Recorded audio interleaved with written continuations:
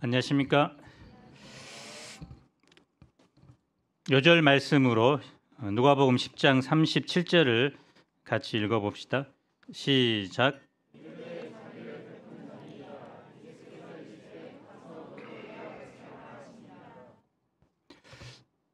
오늘 본문은 우리에게 친숙한 선한 사마리아 사람의 비유입니다. 교회 밖에서도 다른 사람을 돕는 일을 할 때 자주 인용됩니다.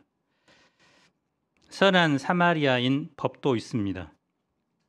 자신에게 특별한 위험이 발생하지 않는데도 공경에 처한 사람을 도와주지 않으면 처벌할 수 있는 법입니다.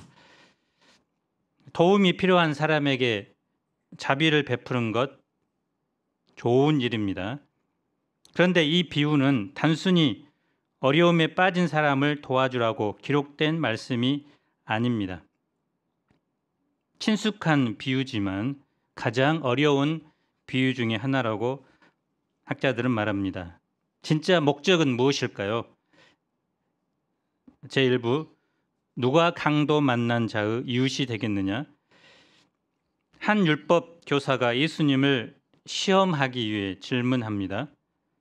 선생님, 내가 무엇을 하여야 영생을 얻으리까? 본문은 계속해서 질문으로 이어집니다. 공개적인 자리에서 어려운 질문을 해서 예수님께서 어느 정도 수준의 랍비인지 그리고 그 인기가 과장된 것은 아닌지 알아보고자 합니다. 의도는 잘못되었습니다. 하지만 이 질문은 누구도 예의 없이 사람이라면 반드시 해야 할 중요한 질문입니다. 보통 세상 사람들이 이 질문에 어떻게 대답할까요? 영생, 그런 게 어딨어?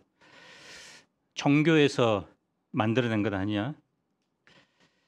성경은 분명히 영생을 말합니다. 사람은 누구나 다 영원한 존재로 태어나서 영원히 산다고 합니다. 이 땅에서의 삶은 끝이 있지만 그 후에 영원히 삽니다.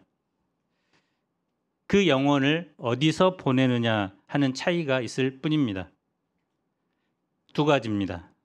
영원한 천국이냐 아니면 영원한 지옥이냐, 그것이 다를 뿐입니다.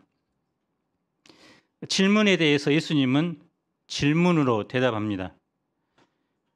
율법에 무엇이라 기록되었으며 내가 어떻게 읽느냐?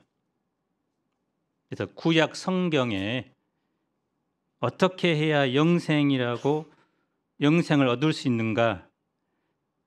그 본문이 무엇이고 또 그것을 너는 어떻게 이해하느냐, 해석하느냐라는 질문입니다. 율법 교사는 대답합니다.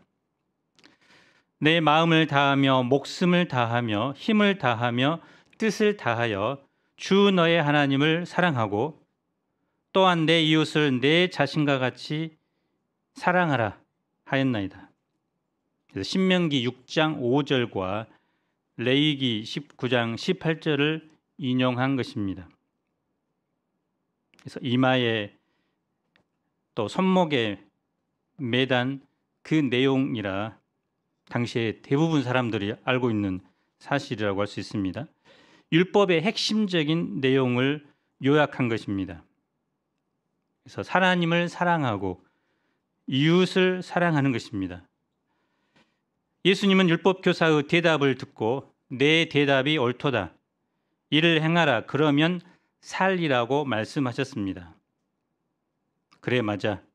내가 말한 그 율법을 행하라. 그러면 영생을 얻을 것이다 라는 말씀입니다. 그러나 사실 이것은 너무나 추상적이고 또 쉽게 이해할 수 있는 것이 아닙니다. 정확한 의미를 알아야 이 말씀을 실천할 수 있습니다. 29절을 봅시다.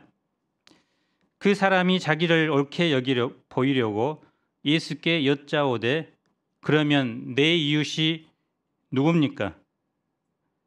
그는 이 사람들 앞에서 자신을 옳게 의로운 사람으로 드러내고자 합니다. 그 속에는 자신이 이 율법을 잘 지키고 있음을, 그래서 하나님께서 영생을 주신다면 바로 자신이 그 영생을 받기에 합당한 사람임을 보여주려는 것입니다. 율법에서 명하는 하나님 사랑, 자기에게 문제 없다는 것이죠. 이웃사랑, 그것도 자신에게 문제 없다고 합니다. 아마도 이 사람은 다른 사람보다 더 나은 이웃사랑을 실천한 것 같습니다. 여기서 우리는 유대인이 생각했던 이웃의 개념을 알아야 합니다. 그들은 자신의 이웃이 될 수 있는 사람과 이웃이 될 수 없는 사람을 구분했습니다. 율법을 어떻게 읽은 것입니까? 자기가 원하는 대로, 편리한 대로 읽은 것입니다. 원래 율법이 주어진 목적과는 다르게 읽은 것입니다. 그들이 생각하는 이웃은 이렇습니다. 자신을 기준으로 울타리를 만듭니다. 자신이 사랑할 만한 사람은 그 울타리 안에 둡니다. 하지만 울타리 밖에 있는 사람은 이웃이 아닙니다. 사랑하지 않아도 됩니다. 그들은 하나님의 대적이고 원수로 생각합니다. 결국 사랑할 만한 사람을 사랑할 만한 사람만을 사랑하는 것이 이웃 사랑입니다. 누가 울타리 안에 있는 사람일까요?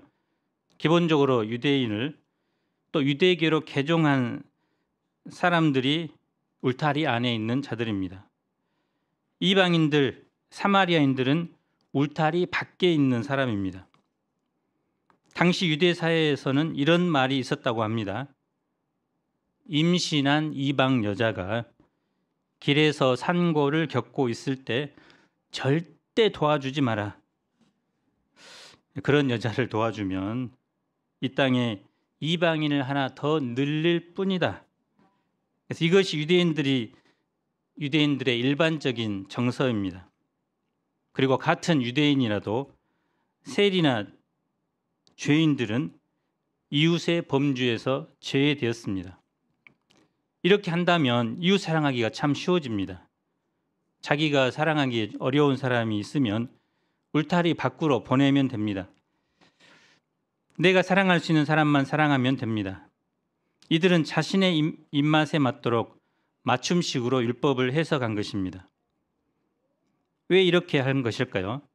그렇게 하지 않으면 그 율법을 도저히 지킬 수 없기 때문입니다. 하나님의 기준이 너무 높다는 사실 때문에 그 기준을 낮춘 것입니다. 그런데 예수님은 오늘 율법의 원래 의미를 알려주기 위해서 또한 하나님의 기준이 얼마나 높은지 알도록 가르쳐 줍니다. 그래서 이것이 예수님께서 비유를 말씀하신 직접적인 이유입니다. 예수님은 기준을 낮추려 오신 분이 아닙니다. 하나님의 기준, 그 원래의 기준을 분명히 알려주시고 사람들이 낮추어 놓은 기준을 다시 원래대로 높이고자 오셨습니다. 비유를 봅시다. 어떤 사람이 예루살렘에서 여리고로 내려가다가 강도를 만납니다. 그래서 여리고를 내려가는 길은 가파르고 험한 산지를 따라 길이 이어졌고 큰 바위와 동굴들이 많았습니다. 강도들이 많이 활동합니다. 바위나 동굴에 숨어 있다가 지나가는 사람들을 덮쳤습니다. 그래서 어떤 사람들이 그 위험한 지역을 내려가다가 그만 강도를 만났습니다. 가진 것만 빼앗기면 그나마 괜찮을 텐데 그렇지 않았습니다. 강도들은 이 사람의 옷을 벗기고 거의 죽을 정도까지 때린 후에 버렸습니다. 지금 이 사람은 자신이 입고 있는 옷까지 또 모든 것을 다 빼앗긴 상태입니다. 죽을 만큼 심하게 맞았기 때문에 스스로 움직일 수도 없습니다. 그래서 다른 사람의 도움이 없이는 어찌할 수 없는 상태입니다. 누군가의 도움이 절실히 필요합니다. 119에 신고할 수 있는 것도 아니고 살려달라고 소리칠 힘도 없습니다. 그대로 두면 어떻게 됩니까? 맹수의 밥이 되거나 또 그 밤에 차가운 기후 때문에 죽습니다. 고통 속에서 서서히 또 외롭게 죽어갑니다. 오래전 경북 김천에서 실제 있었던 사건입니다. 한 중소기업에 다니는 김모 씨가, 이분은 이제 일남 일녀를 둔 가장이었습니다. 하루는 야근을 하고 밤늦게 지친 몸을 이끌고 집으로 돌아가고 있었습니다. 마침 골목 어귀를 지나갈 때 담벼락에 기대어 누워있는 한 청년을 보게 됩니다. 그래서 그는 술에 취해 자고 있는 취객이려니 생각하고 그냥 지나쳐 집으로 갑니다. 학원에 다니는 아들이 그때까지 돌아오지 않습니다. 보충 수업이 있구나 생각하고 곧바로 골아 떨어져 잠을 잡니다. 그런데 한밤중에 어디선가 전화가 옵니다. 병원 응급실에서 걸려온 전화였습니다. 그래서 아들이 여기 있으니 빨리 와라는 것입니다. 그런데 병원에 도착해 보니 아들은 영안실에 싸늘한 시신이 되어 누워 있었습니다. 그날 밤 학원을 마치고 집에 돌아가다가 뺑소니를 당해 밤새 신음하다가 순찬하던 경찰에 의해 병원에 실려왔습니다. 심폐소생술을 했지만 깨어나지 못했습니다. 그래서 의사는 조금만 더 일찍 병원에 데려왔으면 살릴 수 있었는데 하고 안타까워했습니다. 그런데 나중에 보니 자기가 퇴근할 때 무심코 지나쳤던 그 담벼락에 기대어 누워있던 청년이 바로 자기 아들이었습니다. 그래서 아버지는 어떻게 하겠습니까? 자신의 무관심과 무정함이 아들을 죽게 하였다는 죄책감 때문에 통곡하며 울었다고 합니다. 본문으로 다시 돌아갑시다. 마침 그 길을 제사장이 지나가게 됩니다. 율법에 따라 성전에서 희생 제사를 드리는 경건한 사람입니다. 그래서 예수님의 이 비유를 듣고 있던 청중들은 이 제사장이라면 저 죽어가는 자를 충분히 도와줄 것이라고 기대합니다. 그래, 저 사람 이제 살았다. 그런데 제사장의 반응이 어떠합니까? 강도 만난 자를 보고 피하여 지나갑니다. 그래서 의도적으로 맞은편으로 발길을 옮겼다는 것입니다. 다음에 등장한 사람은 레위인입니다. 이 레위인도 종교적인 일에 헌신된 사람입니다. 하지만 그도 강도 만난 자를 보고 의도적으로 피하고 모른 척하고 지나갑니다. 두 번에 걸쳐 도움을 받을 기회가 모두 날아가 버렸습니다. 그 다음은 유대인이 아닌 사마리아 사람입니다. 비유를 듣고 있는 청중들은 별로 기대를 하지 않습니다. 그런데 사마리아 사람은 유대인과 서로 경멸하며 원수로 지냈던 사람입니다. 유대인의 기준에 보면 사마리아 사람은 이웃이라는 울타리에서 저 멀리 끝에 있는 사람입니다. 그래서 이웃으로는 감히 생각조차 하지 않는 사람입니다. 그런데 이 사마리아 사람은 강도 만난 사람을 보고 그를 불쌍히 여깁니다. 우리는 이 대목에서 아무런 충격을 받지 않고 별 감흥도 없습니다. 하지만 당시 사람들에게는 엄청난 충격이었습니다. 오늘날 정서로 보면 조직에 몸을 담고 있는 가까이 하기에는 너무 크고 무서운 사람이 지금 강도 만난 사람에게 다가가는 것입니다. 전후 상황을 모르면 누가 봐도 저 사람이 범인이라고 지목될 사람입니다. 더 빼앗을 것이 남았나? 아니면 완전히 끝장을 내려고 온 건가? 이런 생각을 할 것입니다. 그런데 사마리아 사람은 어떻게 합니까? 그를 보고 불쌍히 여깁니다. 기름과 포도주를 그 상처에 붓습니다. 기름은 진통제입니다. 포도주는 소독제 역할을 합니다. 뿐만 아니라 자신의 옷을 찢어서 상처 부위를 싸매어 줍니다. 생면부지의 그 사람에게 자신의 짐승에 태워 주막으로 데리고 갑니다. 주막에 맡기고 그냥 떠난 것이 아니라 하룻밤을 함께 머물며 정성스럽게 간호합니다. 다음 날 주막 주인에게 데나리온 2를 주며 돌보아 주기를 부탁합니다. 비용이 더 들면 자신이 돌아와서 주겠다고 약속까지 합니다.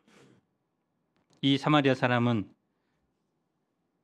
너는 내 이웃이 아니야, 너는 내 울타리에 있는 사람이 아니야 따지지 않았습니다.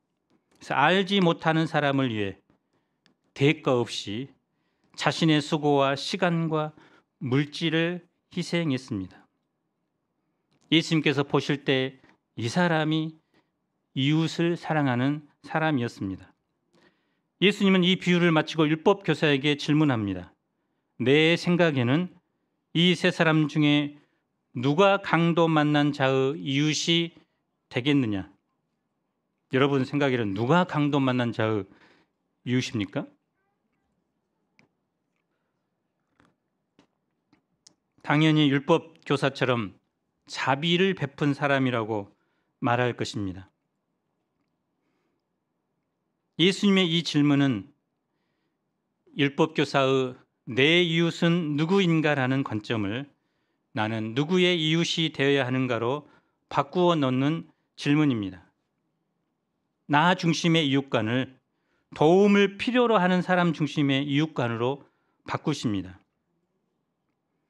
나 중심의 이웃관을 가졌다면 생면부지에 강도 만난 사람은 나의 이웃이 아닙니다. 그러나 도움을 필요로 하는 사람 중심의 이웃관으로 볼 때 강도 만난 죽어가는 사람은 내 도움을 절실히 필요하는 이웃이 됩니다. 이웃은 결코 고정된 개념이 아닙니다. 상황에 따라서 변하는 개념입니다. 도움이 필요한 사람은 정해져 있지 않습니다. 언제든지 변할 수 있습니다. 사랑의 실천은 그 대상을 정해놓고 시작하는 것이 아닙니다. 37절을 우리 한번 읽어봅시다. 시작.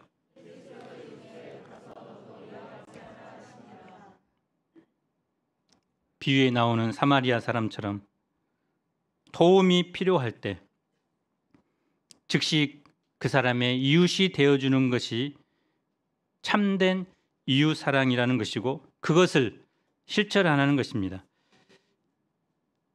본문은 이렇게 율법교사와 예수님과의 만남은 끝이 납니다. 율법교사가 그 후에 어떻게 했는지는 알 수 없습니다. 그가 이제야 자신이 할 수 없다는 사실을 깨닫고 돌이켰는지 아니면 계속 자신의 고집대로 자기 일을 내세우며 영생과는 반대의 길로 갔는지 알 수 없습니다. 무엇이 이런 차이를 만들까요?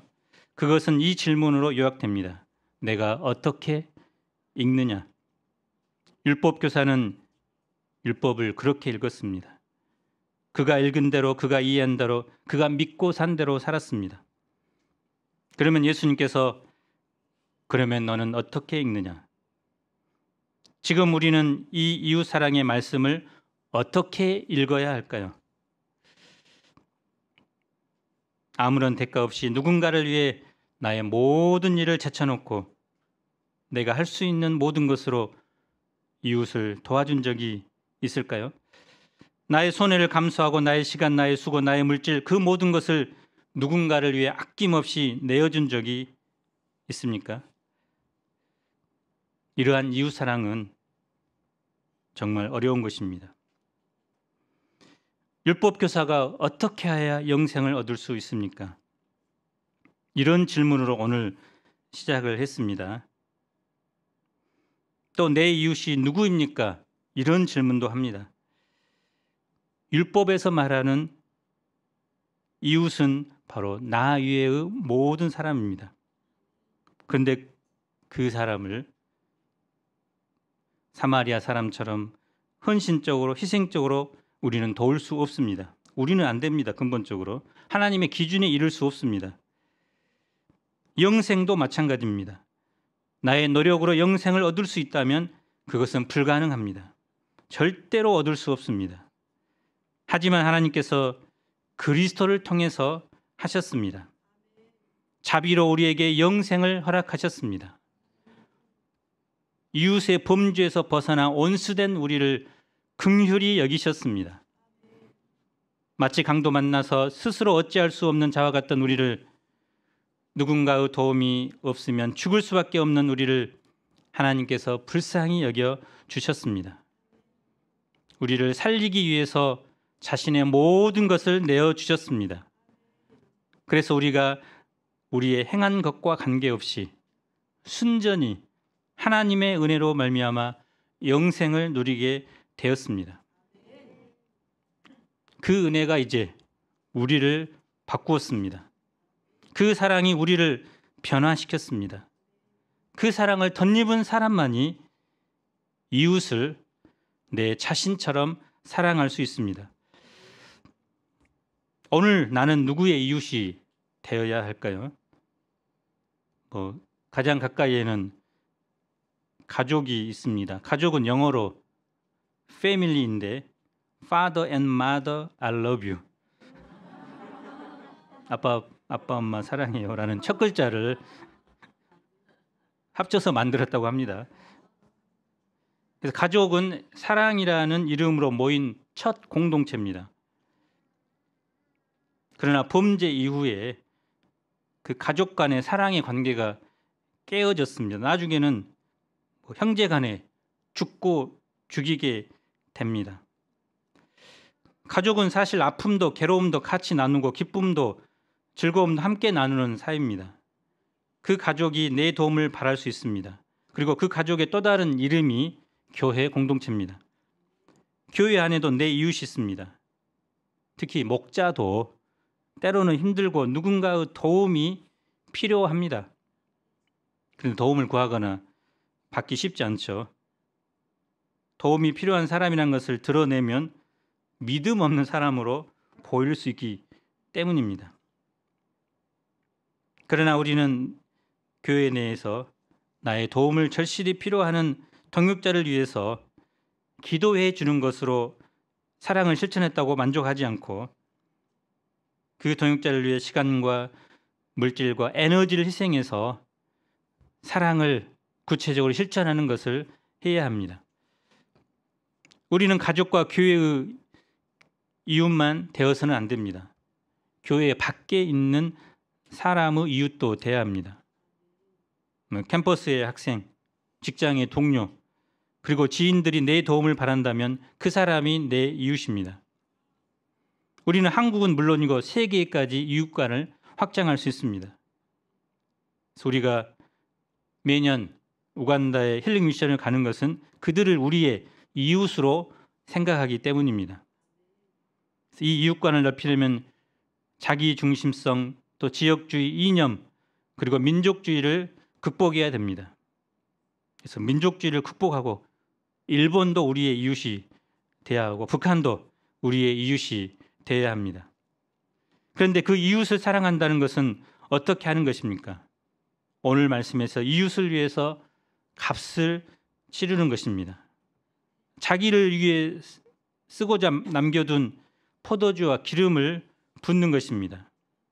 또 자기의 재산 목록 1호인 겉옷 자락을 찢어서 또 자신의 짐승에 태워 자신은 걸어가는 수고를 감당하는 것입니다. 또 자신의 지갑에서 돈을 지출하는 것입니다. 이런 대가를 지불하면서 주저없이 도와주는 사람이 진정한 이웃입니다. 그래서 하나님은 이 이웃 사랑을 이런 정도의 수준까지 우리가 행하기를 원하셨고 또 예수님께서 그 이웃 사랑을 우리에게 실천해 주셨습니다. 우리가 어려움에 처한 사람들을 긍휼의 마음을 가지고 또 대가를 지불하면까지 도와주는 진정한 이웃 사랑을 실천해야 되겠습니다. 제2부 이 좋은 편을 택하였으니 그들이 길을 갈 때 예수님께서 한 마을에 들어가셨습니다. 거기에는 나사로와 마르다와 마리아가 살고 있었습니다. 예수님은 종종 그 집에 신방하셨습니다. 그래서 예수님의 신방은 큰 기쁨이었습니다. 마르다와 마리아는 예수님을 어떻게 영접합니까? 마르다는 부엌에 가서 열심히 음식을 준비합니다. 반면 마리아는 주의 발 아래 앉아 말씀을 듣습니다. 둘 다 손님을 접대하는데 꼭 필요한 것들이죠. 그런데 마르다에게 문제가 생깁니다. 마르다는 살아가는 예수님을 위해서 맛있는 것을 많이 준비하고 싶었습니다. 언제나 식욕왕성한 제자들을 위해서도 많은 음식이 필요합니다. 그런데 일손이 너무 부족한 것입니다. 이 바쁜 때 마리아는 얌체같이 앉아서 말씀만 듣고 있습니다. 이러면 우리 자매님도 어떤 생각이 듭니까? 당장 욕이 나올 것입니다. 동생이기 때문에 더 이제 이 뭔 년이 하면서 안 오면 이제 머리끄댕이를 잡고 화가 났습니다. 불평이 생깁니다. 예수님께 나가서 입을 내밀고 말합니다. 주여, 내 동생이 나 혼자 일하게 두는 것을 생각하지 아니하시나이까? 그를 명하사 나를 도와주라 하소서.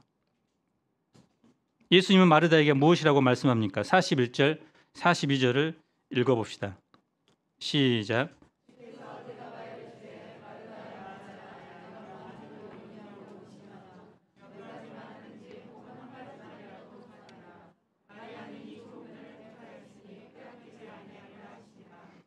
그래서 마르다는 예수님을 위해서 갈비, 잡채, 팔보채, 자기가 할 수 있는 모든 것을 동원해서 음식을 준비했습니다.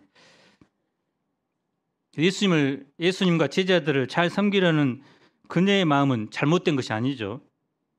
섬기는 사람이 있어야지 모두 앉아서 말씀만 들으면 어떻게 되겠습니까? 다 굶습니다. 그래서 우리가 수양회를 누리면서도 실무자들의 헌신과 수고가 있기 때문에 수양회가 은혜롭게 진행됩니다. 환경을 만드는 사람이 있어야 말씀도 들을 수 있습니다. 주일 예배에 왔는데 의자가 하나도 정리되어 있지 않고 청소가 되어 있지 않다면 어떻게 될까요? 또 화장실에 갔는데 너무 더러워서 이제 안기가 부담스럽다면 어떻게 되겠습니까? 그러나 예수님께서 이런 말씀을 하신 의미가 무엇일까요? 혼자 너무 많은 일을 하려다가 힘들어지기보다는 자기가 할 수 있는 일을 하라는 것입니다. 혼자 밥도 하고 찌개도 끓이고 청소도 하려다가 지치고 피해의식에 빠지기보다는 할 수 있는, 잘할 수 있는 한 가지만 집중하라는 것입니다. 마리아는 이것을 깨닫고 그 일을 선택했습니다. 그녀는 예수님의 말씀을 듣는 일에 집중했고 그것이 자기가 할 수 있는 최선의 일이라고 생각했습니다. 그래서 많은 사람들이 분주한 일상으로 인해서 말씀을 듣는 가장 소중한 시간을 잃어버립니다. 또 바쁜 일상 때문에 주님과 교제하는 시간을 잃어버립니다. 하지만 예수님의 말씀을 듣고 교제하는 것은 그 어떤 일보다도 가장 소중한 일입니다. 그래서 여름 캠프에서도 우리 실무 목자님들이 너무 많은 것으로 우리를 섬기려고 하기보다는 간단하게, 실무 목자님들도 은혜를 받고 그래서 그냥 바로 내주기만 하는, 중간에 나가서 썰고 자르고 하지 마시고, 나중에 그것 때문에 불평하고 힘들어지면 어떻게 되겠습니까? 그래서 예수님의 말씀을 듣고 기도하고 은혜 받는 것, 이번 수양회는 그것에 우리가 집중해야 되겠습니다.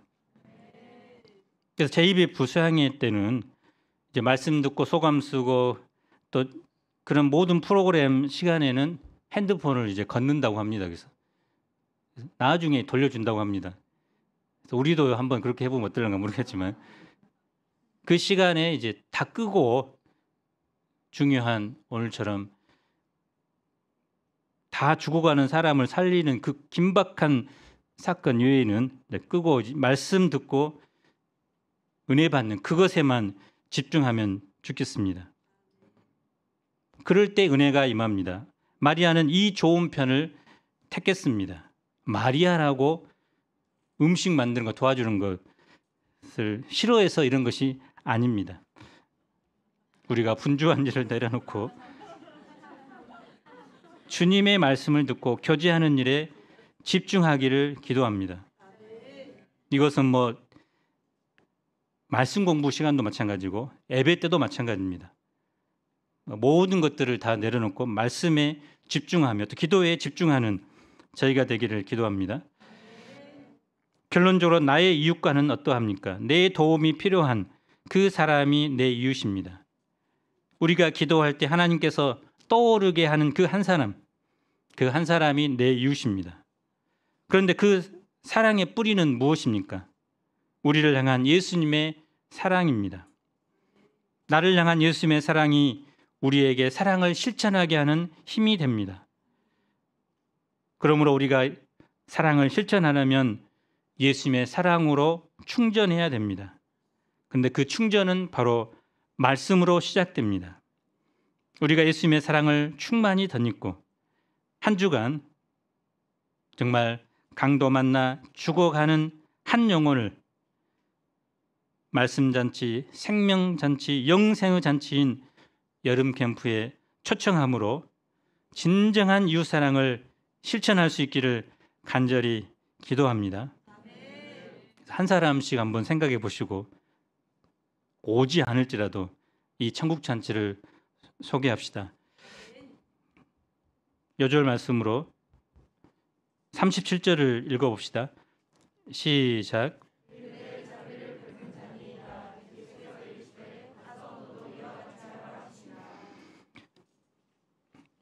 하나님 아버지, 우리가 우리 힘으로는 하나님을 사랑할 수 없고 우리 힘으로는 이웃을 사랑할 수 없습니다.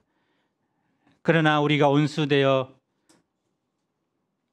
영원한 진노를 받고 심판받을 수밖에 없었지만 우리를 긍휼히 여기셔서 우리를 그 큰 사랑으로 구원해 주신, 우리에게 영생을 선물로 주신 이 하나님의 사랑을 덧입을 때 우리가 이제 하나님을 사랑하고 또 이웃을 사랑할 수 있음을 깨닫게 됩니다. 우리에게 이 주님의 사랑을 물붓듯 허락해 주셔서 강도 만나 죽어가는 영혼들, 내 주위에 정말 복음이 없어 죽어가는 그 영혼들을 살리는 일에 우리를 사용하여 주시기를 간절히 기도합니다. 우리가 도움이 필요한 자들의 진정한 이웃이 되어 이 이웃 사랑을 한 주간 실천할 수 있도록 축복해 주옵소서. 예수님 이름으로 기도합니다.